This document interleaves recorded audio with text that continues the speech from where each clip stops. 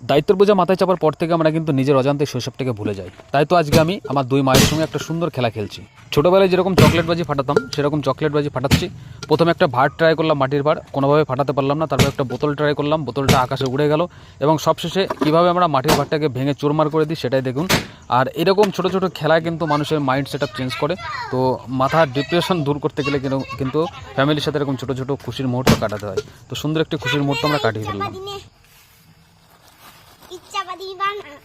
ইচ্ছাবাদী বানা হ্যাঁ যেটু এমনি দেখো কি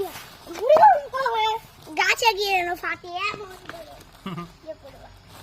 গাছের ওই জায়গায় চলে যায় যেন গাছে গিয়ে থাকে এমন নিয়ে করবা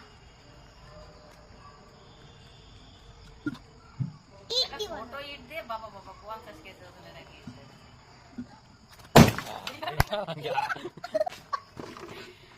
মাইনাসে গো মাইনাসে